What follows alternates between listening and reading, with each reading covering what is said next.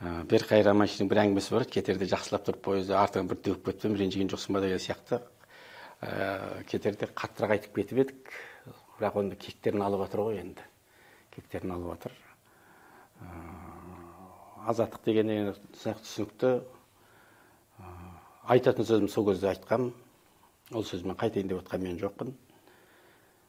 Көп нәрсеге бар ғой, Нұрсейіт қазақтың өзінде анықтамай беретін ешкім жоқ.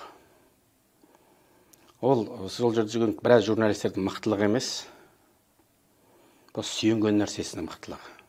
Мұхиттың ар жағын арқасын сүйеп алғаннан кейін, сол айтқан сөз күштінің боғын жеген ит құтырады дейді.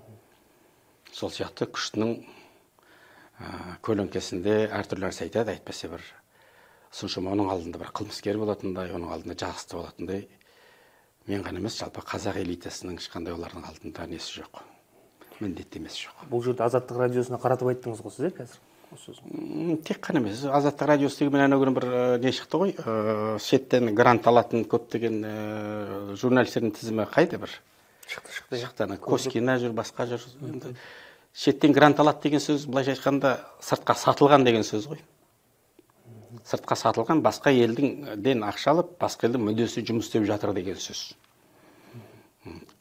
Орысша айтқанда шпион, қазақша айтқанда жансыз деген сөз. Сөзім ауыр болмасын деп айтпаймын, ауыр болса бола берсін, негізі шыны осы. Жоқ, қазақ үшін жүгірген жоқ. Қазақ үшін жоқ. Сіз мысалы қазақ үшін жүгіріп жүрсіз, сіз жалақыны қайдан аласыз Азаттық? Америкадан аласыз, Америка үшін жүгіріп жүрсіз, түсіндіңіз ба? Сіз ешқандай қазақтың мүддесі сізде жоқ мысалы. Сіздің жасап отқаныңыз былай сырт көзбен қарағанда бір қазақтың мүддесін жақтап жүргендей көрінесіз, иә?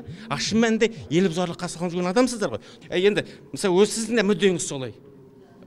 Не Госдепартаменттен ақшаны алғаннан кейін елдің бәрін тырқылдатып қуып жүріп артынан не аласыз ғой, интервью аласыз ғой. Ар жағында не жатыр дегенде, ана қазақ айтады, күштінің боғын жеген ит құтырады дейді. Ар жақтан арқаңыздан анау мұхиттың арқасынан сүйеп алғаннан кейін ел тырқылдатып қуып жүрді. Әйтпесе сізден ешкім қорықпайды. Негізі сатқысыздар. Негізі Американың ақшасына ұлтты сатып, қазақты қанға сатып жатқан адамсыздар. Неге? Солай. Өйткені солай. Олай емес. Неге емес? Ол солай. Мен фактын айтып отырмын. Бірақ осыны мықты болсаңыз осыны жіберіңіз. Жіберіңіз, давай.